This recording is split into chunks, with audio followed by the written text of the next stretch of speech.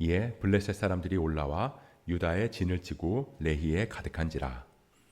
유다 사람들이 이르되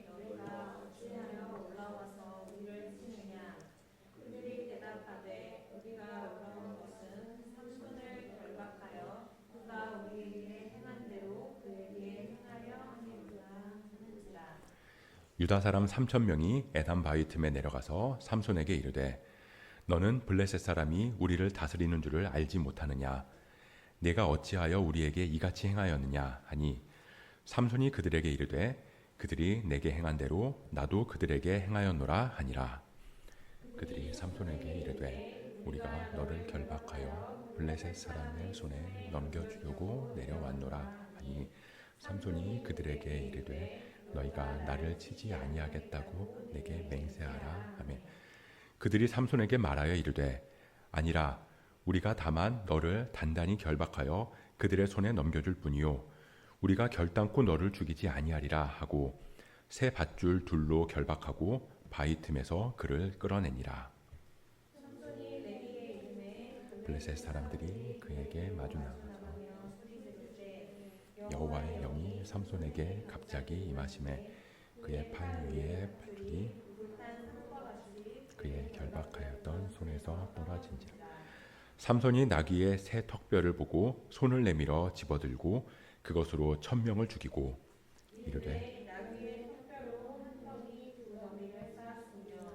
나귀의 턱뼈로 내가 1,000명을 죽였도다. 그가 말을 마치고 턱뼈를 자기 손에서 내던지고 그곳을 라맛 레히라 이름하였더라.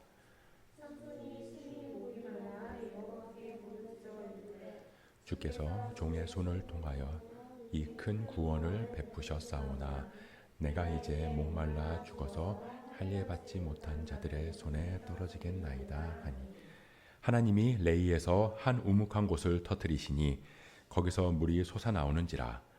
삼손이 그것을 마시고 정신이 회복되어 소생하니 그러므로 그 샘 이름을 엔학고레라 불렀으며 그 샘이 오늘까지 레이에 있더라.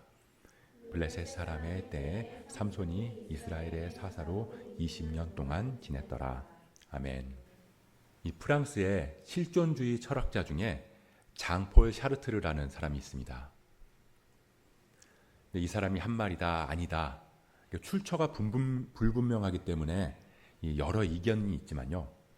그래도 많은 사람들이 그렇게 알고 있는 장폴 샤르트르의 명언 한 번쯤은 들어보셨을 텐데 인생은 B와 D 사이의 C다. 인생은 B와 D 사이의 C다 라는 말이 있습니다. B, 벌스, 출생에서 D, 데스, 죽음까지. 그 죽음 사이에 출생과 죽음 사이에 C, 초이스, 선택하면서 사는 게 인생이다 라는 말이죠. 태어나서 죽는 순간까지 우리는 수많은 선택을 하고요. 그 선택이 우리의 삶을 만들어간다는 말이죠. 너무나 유명하고 여기저기서 인용이 되는 명언이기 때문에 우리는 이 명언을 들으면 아 그렇구나 그러면서 그냥 넘어갈 때가 많이 있어요.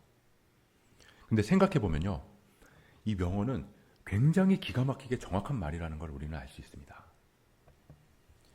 B, 태어나는 건 우리가 선택할 수 없거든요. 그냥 태어나지는 거예요. 그리고 D, 죽는 것도 내가 선택할 수 없고요. 죽음이 온다고 그러잖아요. 죽음이 오는 거예요. 요즘에는 죽음도 자기가 선택할 수 있다 그런 말들을 많이 하지만 신학적으로 그게 옳고 그름을 떠나서 이게 철학적으로 인류학적으로도 죽음은 우리가 결정할 수 있는 영역이 아니다라고 우리는 알고 있습니다. 그렇게 내 의지와 노력으로 태어날 수 있고 죽을 수 있는 건 아니에요. 하지만 그 사이의 인생을 뭘로 채우느냐, 그리고 그게 우리의 삶이 되고 그리고 그건 어느 정도 우리가 선택할 수 있다는 겁니다.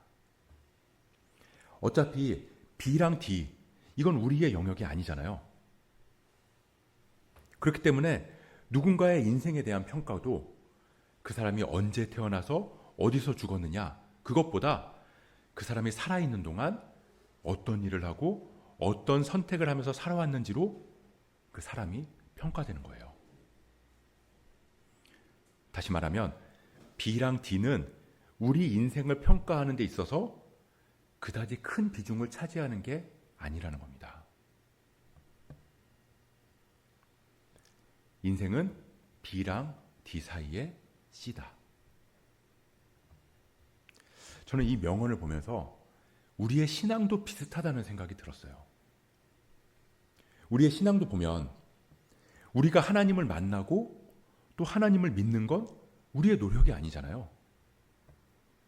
내가 노력한다고 해서 내 의지로 하나님을 믿고 구원받을 수 있는 게 아니라는 거예요. 내가 열심히 살고 내가 성실하게 산다고 해서 하나님이 믿어지고, 내가 망나니처럼 막 살았다고 해서 하나님이 안 믿어지고, 그런 게 아니라는 거죠. 하나님을 믿는 것도 내 의지가 아닌 하나님의 은혜고요. 구원을 받는 것도 내 노력이나 공로가 아닌 하나님의 은혜라는 겁니다. 그 은혜가 우리한테 주어졌을 때 그 은혜에 믿음으로 반응하고 순종함으로 나아갈 때, 그때 우리는 구원받은 자로서의 합당한 삶을 살아갈 수 있게 되는 거예요. 그리고 그런 삶을 가리켜서 우리는 신앙생활이라고 부릅니다. 그래서 우리는 하나님을 만나고 구원받아서 천국 가는 그날까지 이미 임한 하나님 나라에서 완전한 하나님 나라가 임하는 그날까지 어떻게 살아가느냐, 그것이 우리의 평가가 될 거라는 겁니다. 이 요한계시록에 보면요, 소아시아 7교회에 보내는 편지가 나오거든요. 근데 그 7개의 교회 다 주님께서 세우신 교회예요. 그럼 주님께서 내가 이 교회들을 다 세웠으니까 그걸로 됐다, 그러셔야 되는데 그러지 않으시잖아요. 교회마다 칭찬받는 교회도 있고 책망받는 교회도 있어요. 심지어 내가 내 촛대를 옮길 거다 라고 말씀하시면서 교회로 인정하지 않겠다고 말씀하시는 교회도 있거든요.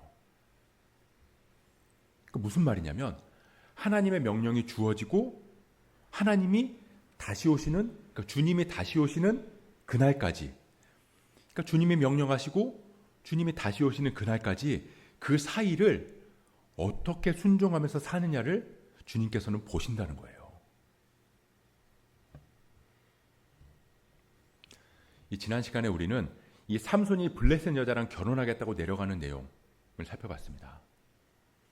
그리고 그 다음에 어떤 내용이 이어지냐면요, 간략히 정리를 해보면 이 삼손이 블레셋 여자랑 결혼하겠다고 내려갔잖아요. 그러니까 결혼식이 열린 거예요. 근데 결혼식이 열리면 사람들을 우리가 초대하죠. 하객들이 막 올 거 아니에요. 그러니까 동네 사람들이 이 삼손이랑 블레셋 여자랑 결혼할 때 많이 모여왔어요. 근데 당시에는 지금 우리는 결혼식을 하면 몇 년, 몇 월, 며칠, 몇 시에 결혼식을 한다 그래서 그 몇 시간 동안 결혼식을 딱 끝내는데, 그 당시에는 결혼식이 하루에 딱 정해진 시간이 아니라 며칠씩, 길면 일주일, 보름씩 이렇게 열렸거든요. 멀리서 오는 사람들도 있고 또 같이 와서 축하도 오래 해주고, 그러니까 거의 마을 잔치 같은 거였어요. 그러니까 오랜 시간 결혼식을 하다 보니까 사람들이 많이 모여들고 축하하는 사람들도 많이 오고, 그러다 보니까 이 흥을 돋을 게 필요한 거예요. 그래서 놀이를 하기도 하고 수수께끼 같은 걸 내서 그 문제들을 재미있게 풀어내기도 하고, 그런 시간들을 가졌다고 합니다. 그래서 삼손도 이 결혼식에 축하해 주러 온 사람들한테 수수께끼를 낸 거예요. 수수께끼를 내면서 이 내기를 한 거죠. 내가 너희들한테 수수께끼를 낼 테니까 너희들이 정답을 한번 맞춰봐라. 근데 7일 안에 너희가 맞추면 내가 배옷 30벌이랑 겉옷 30벌을 주겠다. 근데 만약에 못 맞추면 너희들이 배옷 30벌, 겉옷 30벌을 나한테 줘라. 그렇게 내기를 한 거죠. 지금으로 치면 뭐 최고급 정장, 최고급 와이셔츠 그런 것들을 걸고 내기를 한 거라고 볼 수 있을 것 같아요. 그래서 다들 오케이 했어요. 아, 좋다. 그런데 시간이 조금씩 지나면서 이 블레셋 사람들이 조금씩 불안해지기 시작한 거죠. 아무리 생각해도 이 정답을 모르겠는 거예요. 그래서 어떻게 하냐면 신부를 불러요. 신부를 위협합니다. 네가 정답을 좀 알아내라. 그래서 우리한테 알려줘라. 근데 만약에 네가 우리한테 알려주지 않으면 내가 너랑 너희 아버지랑 너희 집을 다 불태워버리겠다. 지금 이 결혼식 중이거든요. 결혼식 중이에요. 그럼 이 사람들도 지금 축하해주러 온 거잖아요. 심지어 이 수수께끼를, 삼손이 수수께끼를 낸 사람들 30명인데 이 사람들이 누구냐면 신부 아버지가 이 신랑 옆에서 함께 있으면서 도와주라고 부른 사람들이에요. 그러니까 들러리죠. 일종의 들러리 같은 사람들이에요. 친한 사람들이었다는 겁니다. 그러니까 아무나가 아니라는 거예요. 블레셋 사람들, 뭐 지나가는 사람들 아무나 붙잡고 이 사람한테 수수께끼 내면서 이거 맞추면 뭐 내기하고 그런 게 아니라 굉장히 친했기 때문에 신부 아버지가 불러서 삼손 옆에 둔 사람들인데 이 사람들이 지금 이런 일을 하고 있다는 거죠. 근데 부담스럽긴 하잖아요. 최고급 정장, 와이셔츠 이거 사주는 거 좀 부담스러운데 사실 이 정도의 사이면 하다못해 이 동네에서 친한 사람이라고 한다면 친한 동네 사람이라면 좀 부담스럽긴 해도 그래도 이 정도 뭐 50만 원, 100만 원 부담스럽긴 하지만 그렇다고 이 사람들 죽이겠다고 협박하고 그 정도는 아니잖아요. 그러니까 이 모습만 봐도 지금 이 블레셋 사람들이 얼마나 잔인하고 매정한 사람들인지를 우리는 알 수 있다는 거죠. 내가 손해볼 것 같으니까 축하고 뭐고 그냥 신부 위협하고 잔치집을 초상집으로 만들겠다고 윽박지르고 협박하고 있다는 겁니다. 그러니까 이 신부가 어떻게 하겠어요? 매일같이 울면서 삼손 찾아가서 정답 알려달라고 계속 조르는 거예요. 하도 조르니까 이 삼손이 마지못해서 정답을 알려줬거든요. 그랬더니 이 신부가 그 사람들한테 가서 그 정답을 또 전하고, 그러니까 그 사람들이 삼손한테 와서 우리가 맞췄다 그러면서 정답을 이야기하는 거예요. 그러니까 삼손이 안 거죠. 신부가 이야기해줬다는 거. 그래서 열이 받은 거예요. 그래서 다른 블레셋 동네에 가서 거기 가서 이 베옷 30벌이랑 겉옷 30벌을 약탈을 해가지고 와서 이 사람한테 던져주고 화가 나니까 그냥 신부랑 다 내버려 두고 자기 집으로 씩씩거리면서 올라갔어요. 좀 코미디 같죠. 근데 거기서 끝나는 게 아니라 이 삼손이 화가 좀 풀릴 거 아니에요. 시간 지나면 다시 내려왔어요. 이 신부를 데리고 가겠다고. 근데 그 사이에 신부 아버지가 삼손이 그냥 간 줄 알고 이 신부를 다른 사람이랑 결혼시킨 거예요. 삼손이 거기에 또 화가 나서 여우를 붙잡아다가 여우 30마리를 붙잡아다가 여우 꼬리에 불을 붙여서 블레셋 사람들 밭에다 풀어놓은 거죠. 여우가 막 뜨겁다고 돌아다니면서 하다 보니까 밭이 다 탄 거예요. 그걸 보고 또 블레셋 사람들이 열을 받아서 이 신부랑 신부 아버지를 똑같이 태워 죽였다는 겁니다. 그럼 삼손이 또 그걸 보고 열받아서 블레셋 사람들을 잡아다가 또 죽이고. 거기까지가 오늘 읽은 15장 9절 말씀 바로 앞에까지의 내용이에요. 이거 완전 막장 블랙 코미디잖아요. 근데 이 이야기가 믿기지 않겠지만 하나님께서 세우신 사사의 이야기라는 거예요. 삼손이 이제 도망갔죠. 사람들이 블레셋 사람들이 또 화가 났다는 걸 알고 레히라는 곳으로 도망을 갔는데요. 여기가 유다 지파 사람들이 모여 사는 곳이에요. 거기까지 블레셋 사람들이 찾아왔어요. 유다 지파 사람들한테 블레셋 내놔라. 안 그러면 내가 너희들을 가만두지 않겠다. 그러니까 이제 이 유다 지파 사람들이 블레셋 사람들한테 물어보는 거죠. 도대체 왜 그러냐? 1000명 정도 되는 사람들이 오니까 당황해서 물어본 거예요. 도대체 왜 그러냐? 그랬더니 블레셋 사람들이 뭐라고 하냐면 삼손이 우리한테 한 만큼 갚아주려고 그런다. 그렇게 이야기를 해요. 그게 10절 말씀입니다. 우리 10절 말씀 같이 한번 볼게요. 함께 읽겠습니다. 15장 10절 시작. 유다 사람들이 이르되 너희가 어찌하여 올라와서 우리를 치느냐. 삼손을 결박하여 그가 우리에게 행한 대로 그에게 행하려 함이로다 하는지라. 삼손이 우리한테 잘못했다. 그래서 우리도 똑같이 복수하려고 그런다. 그래서 이번에는 그 말을 듣고 유다파 사람들이 삼손을 찾아갔어요. 삼손한테 물어보는 거죠. 도대체 너 왜 그랬냐? 그랬더니 삼손이 뭐라 그러냐면 걔들이 나한테 한 만큼 갚아준 거다. 이렇게 이야기를 해요. 걔들이 나한테 잘못했다. 그래서 나도 똑같이 복수한 거다. 우리 이어서 11절 말씀도 한번 보겠습니다. 11절 말씀 같이 읽어볼게요. 시작.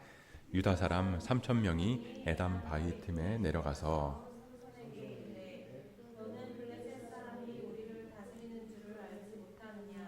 내가 어찌하여 우리에게 이같이 행하였느냐 하니 삼손이 그들에게 이르되 그들이 내게 행한 대로 나도 그들에게 행하였노라 하니라. 지금 이 대답을 보세요. 블레셋 사람이나 삼손이나 대답이 똑같다는 겁니다. 제가 좀 전에 이야기한 것처럼 블레셋 사람들 잔인하고 비열하잖아요. 근데 삼손도 똑같다는 거예요. 다시 말하면 둘 다 선택이 같았다는 겁니다. 삼손은 하나님께서 택하셔서 사사로 세움받은 사람인데 이방 신들을 섬기는 블레셋이랑 다를 게 하나도 없는 선택을 하고 있다는 거예요. 하나님께서 삼손을 사사로 세우셨을 때 어떤 선택을 하기를 바라셨을까요? 어쨌든 뭐 블레셋 사람들 죽이고 물리치기만 하면 된다 그러셨을까요? 11절을 다시 한번 보세요. 삼손이 뭐라고 하냐면 그들이 내게 행한 대로 나한테 잘못했기 때문에 그런 거다라고 하는 거거든요. 근데 우리가 잘 아는 다윗이 골리앗이랑 싸우러 나갈 때 그때 뭐라고 그러냐면요. 우리 사무엘상 말씀 한번 보겠습니다. 사무엘상 17장 26절 말씀이에요. 사무엘상 17장 26절 말씀.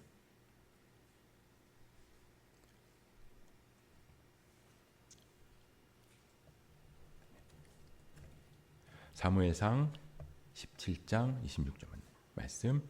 사사기보다 조금 뒤에 있죠. 3. 사무엘상 17장 26절 말씀.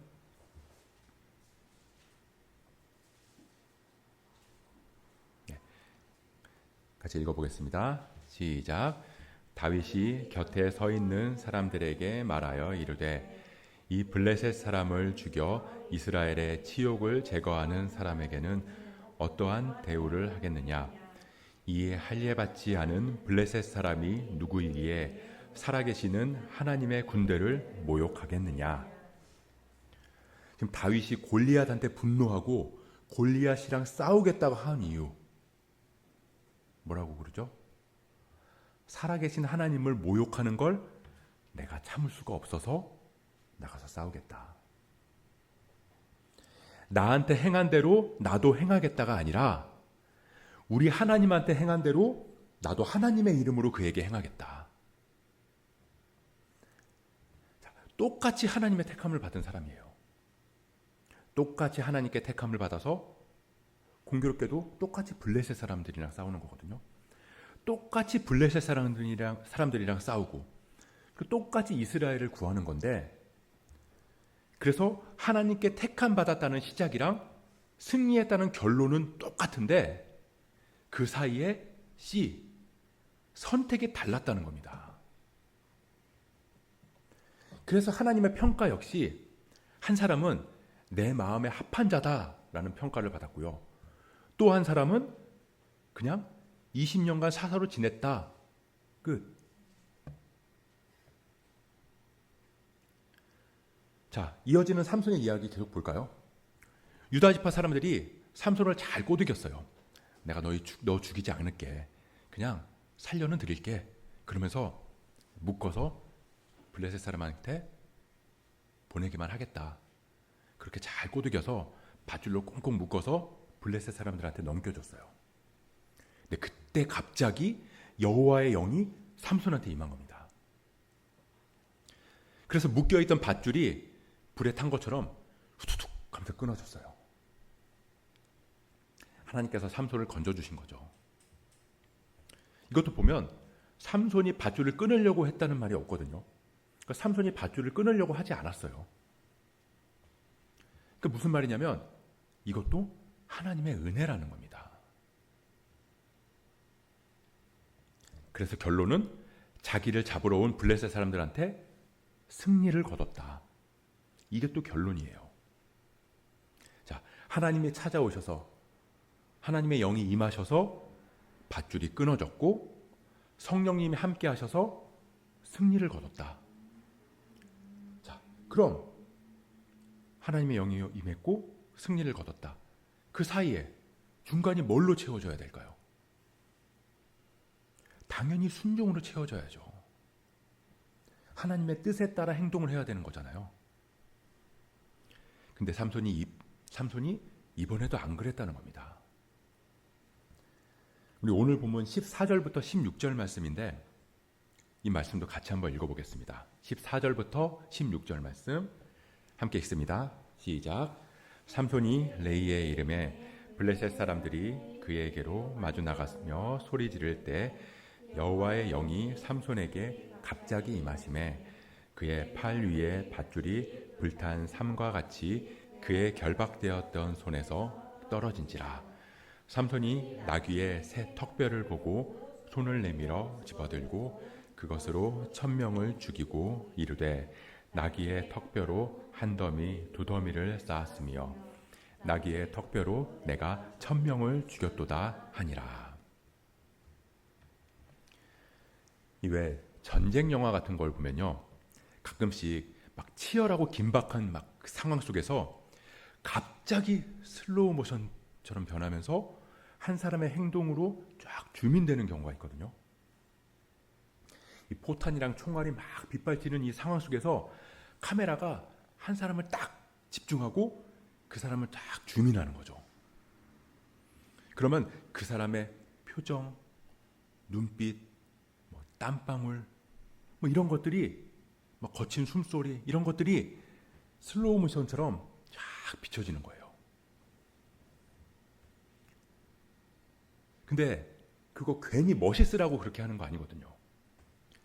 그런 작은 행동, 표정, 눈빛, 말투, 그게 영화의 내용을 이해하는 데 중요하고 그 안에 담겨있는 의미가 있기 때문에 그런 기법으로 관중들을 집중시키는 거예요.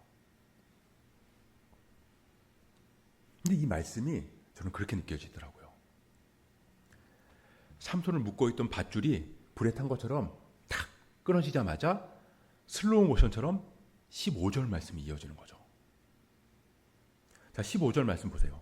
동사가 있잖아요. 보다, 내밀다, 집어들다. 거기에 한번 집중을 해보세요. 자, 삼손을 묶어있던 밧줄이 툭툭툭 끊어지니까 삼손이 이제 슬로우 모션이 되면서 삼손이 천천히 고개를 돌리는 거예요. 고개를 돌리면서 보는데 마침 거기에 죽은 나귀 한 마리가 있는 거죠. 삼손이 따그닥 죽은 나귀를 봐요. 그리고 천천히 손을 내밀어서 죽은 나귀의 턱뼈를 빼서 집어드는 거예요.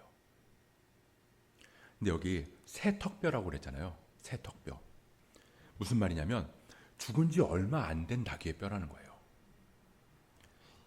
이 세 번역에 보면 싱싱한 턱뼈라고 나오거든요. 죽은 지 얼마 안 됐어요.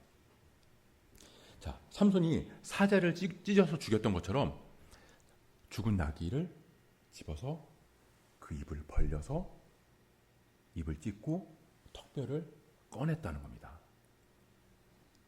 그럼 어떻겠어요? 그 턱뼈에서 피가 뚝뚝뚝 떨어지겠죠. 저 앞에서 블레셋 사람들 1000명이 달려오고 있는데 몸을 묶고 있던 밧줄이 툭툭 끊어지면서 슬로우 모션으로 고개를 돌려서 보는데 마침 거기에 죽은 나귀 한 마리가 있었고 손을 내밀고 집어들어서 찢고 턱뼈를 꺼내서 그 턱뼈를 손에 들고 있어요. 피는 뚝뚝뚝 떨어지고. 약간 이런 느낌이 아닐까 싶어요. 그게 슬로우 모션으로 이 삼손의 모습이 쫙 잡히는 거죠. 그러다가 블레셋 사람들이 가까이 딱 왔을 때 그 슬로우 모션이 풀리면서 삼손이 나귀 턱뼈를 휘두르는 거예요. 확. 그러면서 앞으로 나가는 거죠. 그럴 때마다 블레셋 사람들이 픽픽 쓰러져요. 하나, 둘, 셋, 넷. 그게 16절 말씀입니다. 이르되 나귀의 턱뼈로 한 더미, 두 더미를 쌓았으며 블레셋 사람들이 쓰러지면서 시체들이 하나하나 쌓이는 거죠. 자, 여호와의 영이 임했어요. 죽음의 상황에서 하나님의 영이 임했습니다. 근데 거기서의 삼손의 선택, 죽은 시체를 가까이 하지 말라. 그 하나님의 명령을 거스르는 행동이었다는 거죠. 죽음에 가까이 가지 마라. 시체를 만지지 마라. 하나님께서 분명히 명령하셨는데 그 명령에 거스르는 행동을 삼손이 했다는 거예요. 근데 문제는 뭐냐면요. 이 나귀 턱뼈가 마치 하나님의 예비하심처럼 보였다는 겁니다. 어쨌든 그걸로 블레셋 사람들을 쳐서 승리했으니까요. 하지만 거기에 과연 죽은 나귀의 턱뼈밖에 없었을까요? 아니면 블레셋 사람에 맞서는 방법이 싸우는 것밖에 없었을까요? 이 성경에 보면요, 하나님께서 승리를 주실 때 직접적인 전쟁을 하지 않고도 승리하실 때가 많이 있거든요. 지금 사사기잖아요. 이전에 사사 기드온을 한번 볼까요? 기드온이랑 300용사가 미디안이랑 싸울 때 횃불이랑 나팔만 가지고 싸워서 승리했어요. 또 그 이전에 한번 볼까요?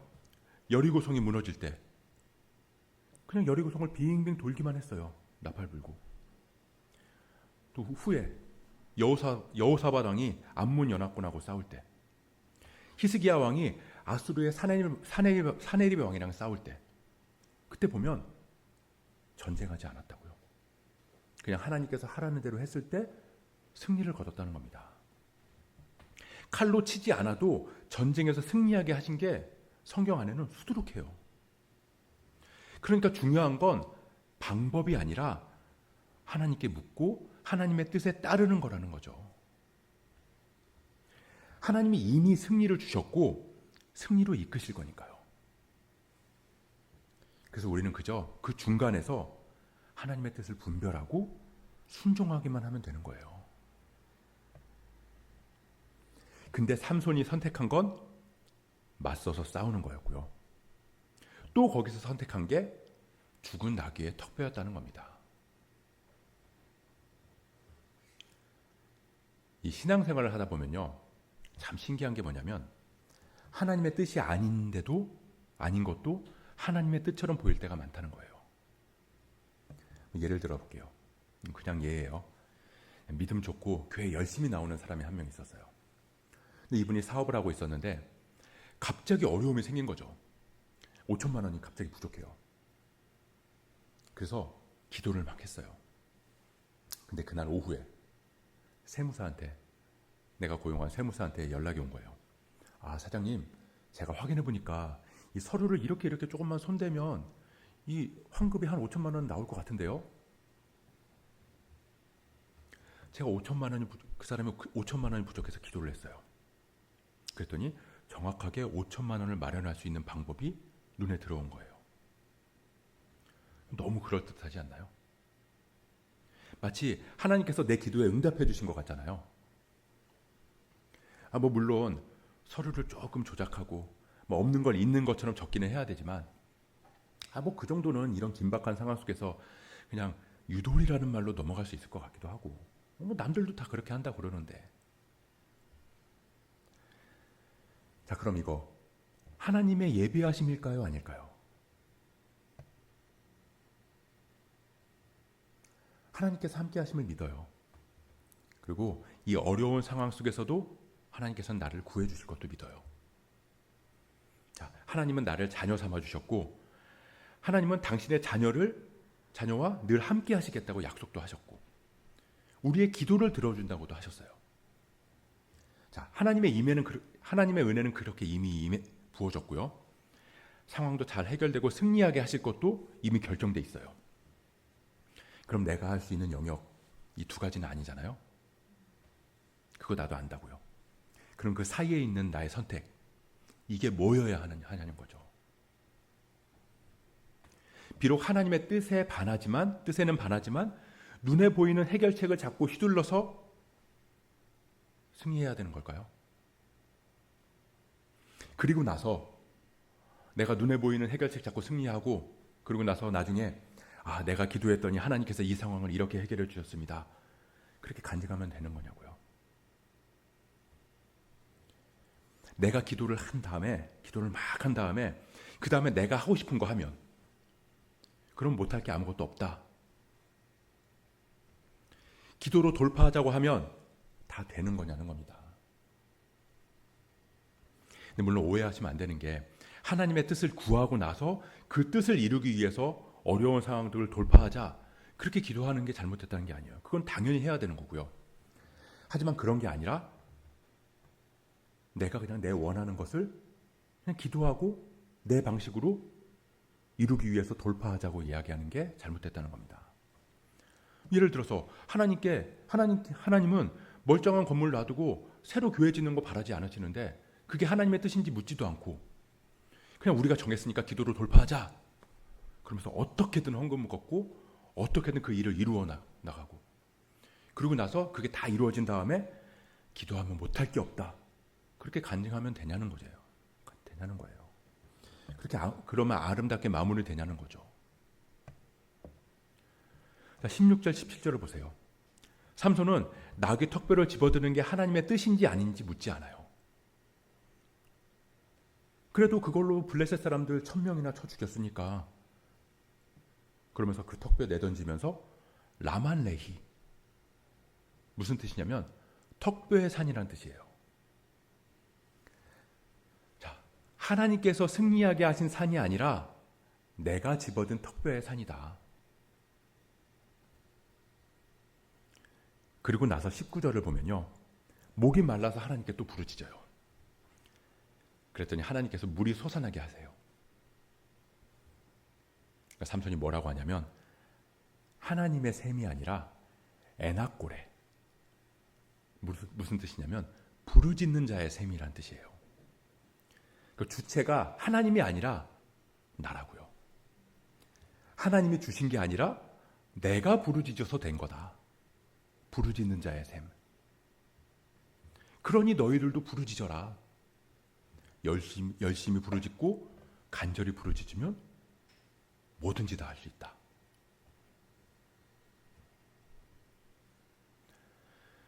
이 목회 데이터 연구소라는 곳이 있는데요. 거기 자료를 보면요. 올해 우리나라 기독교인이 825만 명이라는 통계가 있어요. 거기서 뭐 이단 빼고 허수 빼고 실제 교회 나아가는 성도는 조금 더 적겠죠. 근데 생각해보면 아무리 기독교인이 준다 해도 우리나라 인구의 10%를 넘는 거거든요. 16% 정도 되는 거예요. 자, 하나님께 택함 받고 구원받아서 이미 그리스도의 승리를 함께 누리고 있는 사람들이 인구 대비 10%가 넘는다고요. 근데 왜 세상은 달라지지 않느냐는 거예요. 자, 바닷물 짜죠? 바닷물에서 염분의 비율이 얼마나 될까요? 3.5%예요. 3.5%. 3.5%만 있어도 그 많은 바다를 짜게 할 수 있다는 거예요. 근데 기독교인은 16%라고요. 주님께서는 우리한테 세상의 빛과 소금이 되라고 하셨어요. 바다 염분의 5%가 넘는 비율이거든요. 아니, 5배가 넘는 비율이거든요. 근데 주님께서 빛과 소금이 되라고 하셨는데 그 소금의 비율이 바닷물을 짜게 만드는 염분보다 5배가 넘는데 세상은 계속 썩어요. 왜 그럴까요?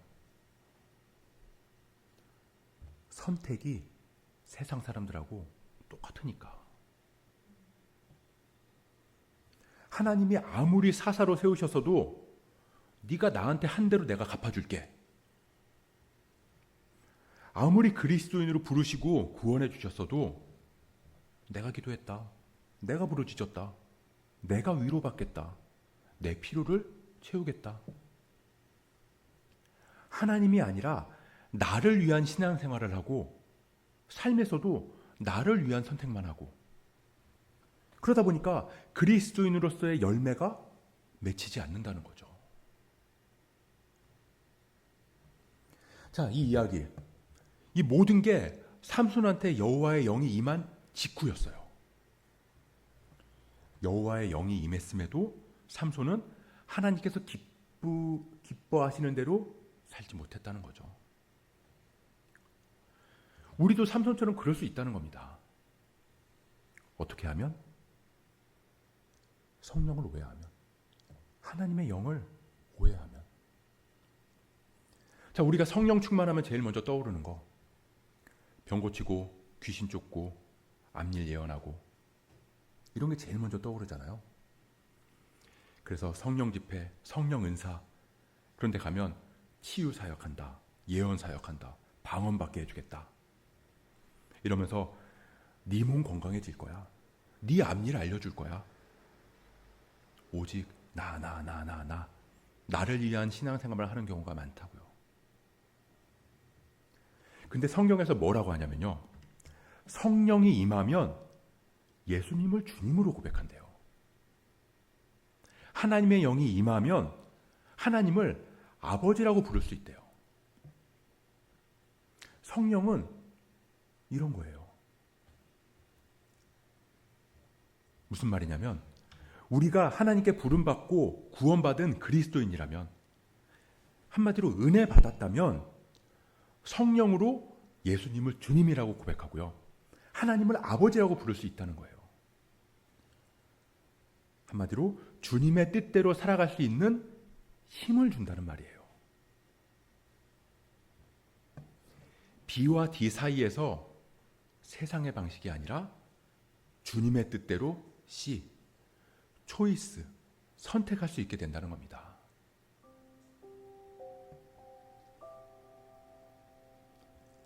하나님께서 우리를 택하셨어요. 우리를 먼저 찾아오셨고요, 먼저 손 내미셨고요, 먼저 만나주셨어요. 내 의지가 아니라 하나님의 은혜가 주어진 겁니다. 그래서 우리의 결론도 이미 정해져 있어요. 우리는 이미 구원받았고 이미 승리했습니다. 그럼 그 사이를 살아가는 우리는 어떻게 살아가야 될까요? 예수 믿고 교회 다니니까 뭐 일주일에 한번 교회 나오면 그걸로 된 건가요? 아니면 하나님의 뜻을 구하고 깨달아가기를 노력하면서 그 뜻대로 선택하면서 살아가야 되는 걸까요?